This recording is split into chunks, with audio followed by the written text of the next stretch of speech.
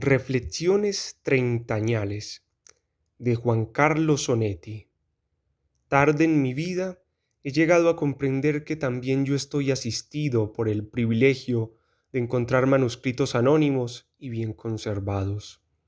El truco ha sido tan fatigado en tareas literarias que no podré evitar un poco de vergüenza al transcribirlo, pero en este caso me salva la obligación de un cumplimiento.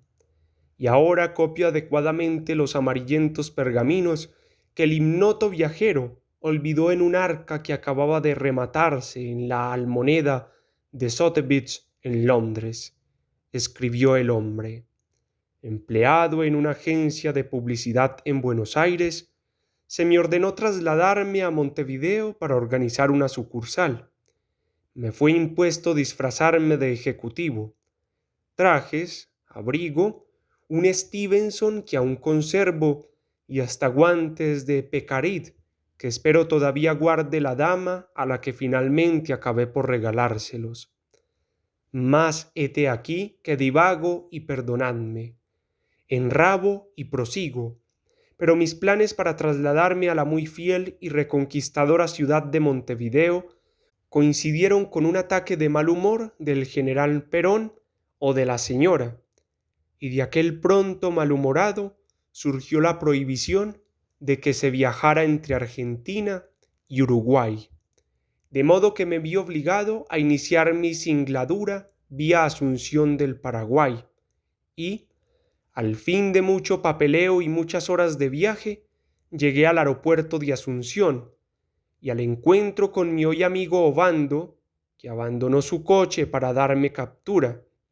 Era muy larga la fila de taxis sin taxímetro que ofrecían servicio a los viajeros, supuestamente argentinos que estaban aterrizando. Obando me eligió, se me impuso, y ese fue su error o su acierto, como el paciente lector juzgará. Para mi desconcierto, no fue más llegar a mi transitorio destino cuando me asaltó, tal como lo hiciera Obando, la primera de mis sorpresas. Mi casi Raptor manejaba un lujoso Cadillac con envejecido letrero de Ablanded, oprimiendo los pedales con desnudos, necesariamente sucios, oscuros pies. También sorprendióme en grado sumo lo que juzgué, erróneamente, falta de respeto en el lenguaje del impuesto mecánico. ¿Dónde vamos? Che, señor, preguntó. Parecióme que el señor se adecuaba a mi vestimenta y al mucho dinero del que yo era portador, pero el che entrañaba una familiaridad difícil de soportar. Mucho más luego supe que el che señor era allí, en el país tropical, costumbre y respeto. En tono seco, mas no agresivo, respondible que deseaba ser conducido a un hotel ni muy caro ni muy barato. Accedió en silencio y transcurrí aquella noche en cama sin chinches, bajo palio de imprescindible mosquitero. Pero antes había combinado con el mecánico en patas que a la tarde siguiente vendría a recogerme para comprar mi pasaje aéreo. Entonces, exento, decidí vagar por la ciudad, y lo que fueme dado ver no es para contar, porque como ya dijera un mi amigo, hay sucederes cuya expresión mucho se aleja de las fuerzas de la palabra. Quiero decir, o intentar, que mis andanzas me convirtieron, al recorrer calles, plazas, tabernas, restaurantes de precio aceptable, en un hombre invisible. Era, presentí y confirmé, culpa de mi excesivo aliño indumentario, mi disfraz de trepador, en suma, y descubrí en sus calles la dulzura de un pueblo que supo, y sigue sabiendo, sin cálculo, ser ejemplarmente heroico cuando la bestialidad lo agrede. Extenderme ya no puedo, y por tal razón me atengo a un símbolo que trasuntaba cotidianidad. Bellas mozuelas morenas convergían en la plaza central, confesando largas caminatas mediante el polvo de su calzado. Saludábanse al cruzarse con amplias sonrisas cariñosas, sin mediar palabras. Tal vez no fueran necesarias.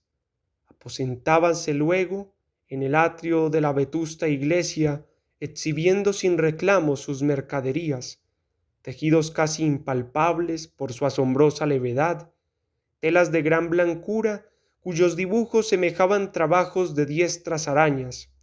También para ellas, las calladas ofertantes, era yo invisible, así como lo era al penetrar en tascas o casas de comida, donde era trabajoso lograr ser atendido a pesar de mi engañosa vestimenta de rico hombre.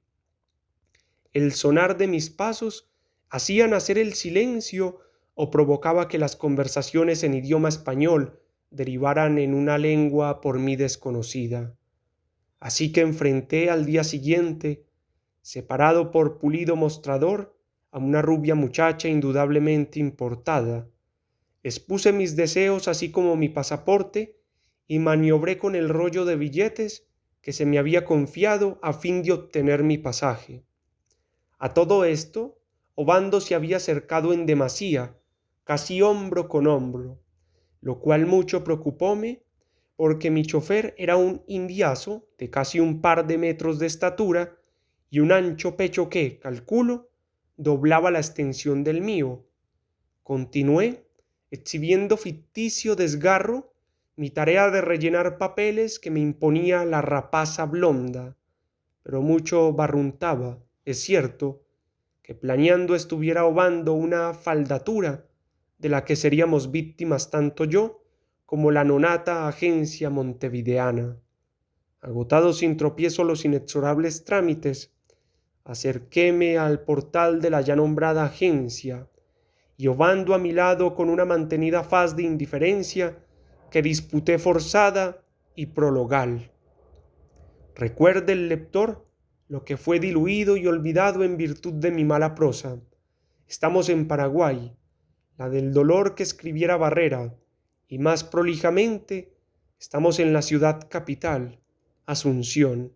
Y aquí, opino, por Apropincuet al Ecuador, las tardes imponen rúas desiertas, veranos de infierno, noches de hielo, y sus crepúsculos solo tienen vida de minutos, pues sin rosas ni amarillos el cielo se extiende en violeta intenso que muy presto muere en negrura nocturna. De modo que cuando Obando me propuso con voz cautelosa y sin mirarme: «Che, patrón, caminamos unas cuadritas», estremecíme sin revelarlo y fui hundiéndome a paso firme en la agonía violácea. A mi izquierda, cuadra tras cuadra de pendiente en descenso, la mole móvil del ya preocupante mecánico. Así recorrimos calles, casas alberas, en nuestro hasta hoy inédito viaje hacia el principio de la noche. Y debo confesar que, mientras bajábamos, más de una vez fui esclavo de violento deseo de huir de estampida, hacerme humo o perdiz, ahuecar el ala, pero ¿hacia dónde ir? ¿Dónde refugiarme? Pensamientos y silenciados temores entorpecían mi andadura cuando mi gratuito guía alzó un brazo, barrera de detención, y propuso: «¿Tomamos un vasito?». No instaba, dio por sabida mi aquiescencia. Enfrentábamos, según me fue dado averiguar segundos después, un bar o tienda de bebestibles o como rayos se llamara, aquel local, pequeño y casi limpio, aventaba una lobreguez de siglos con oportuna ayuda de lámparas a petróleo, una en el mostrador donde apoyaba sus manos de piedra un indio curioso y quieto, la otra colgada de los ladrillos del techo, inventando para mis ojos sombras y luces en el piso de tierra.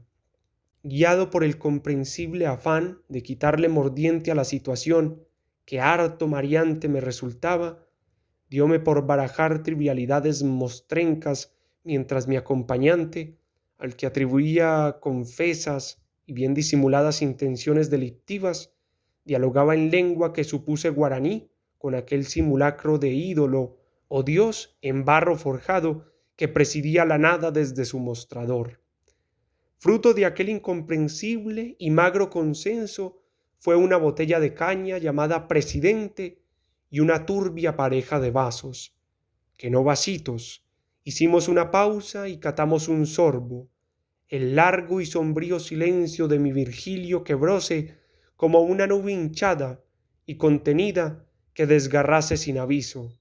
Torrencial recuerdo, así como recuerdo sus palabras que no por incomprendidas renuncio a transcribir, con apoyo de mi memoria que sin vanidad ni mendaz modestia se conserva nítida y excelente.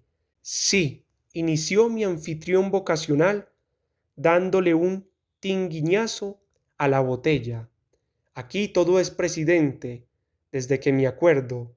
Todo presidente que venía duraba poco, rodaba lo que le daba el tiempo, y venía otro con impaciencia y rodaba su poquito hasta otro.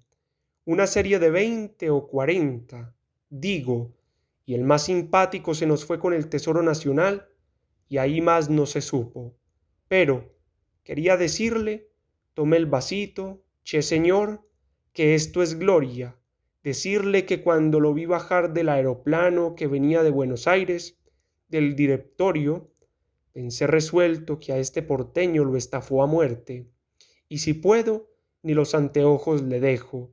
Y tanto lujo en el vestir, y duré convencido hasta que en la agencia medio lo empujé para espiarle el pasaporte, y ahí vi que usted era oriental, uruguayo, dicen ahora.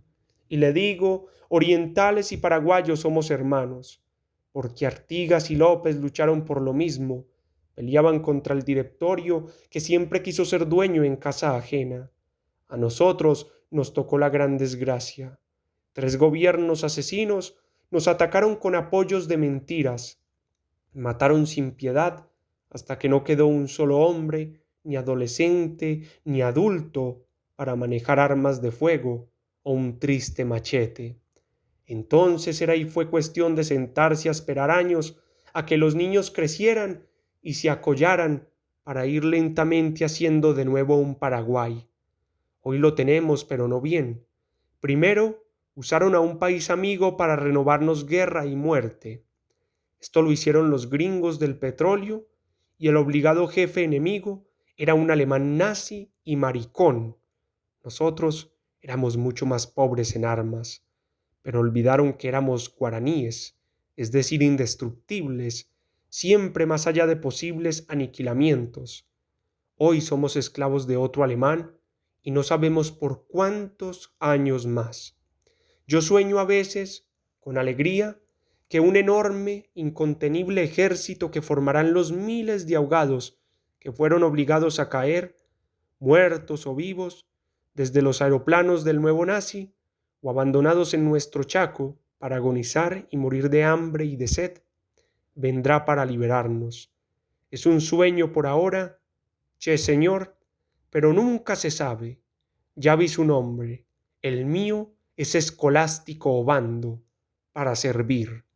Y aquí termina, para dicha común, el curioso manuscrito.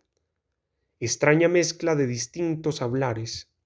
Lo considero mío porque lo pagué en buenas libras, lo que me autoriza a dedicarlo a mis queridos amigos, expulsados de su patria paraguaya y residentes hoy en Francia, Roa Bastos y Vareiro, sin necesidad de recordarles que se cumplen en estos días 30 años de acaso la más cruel y corrupta dictadura en su añorada patria.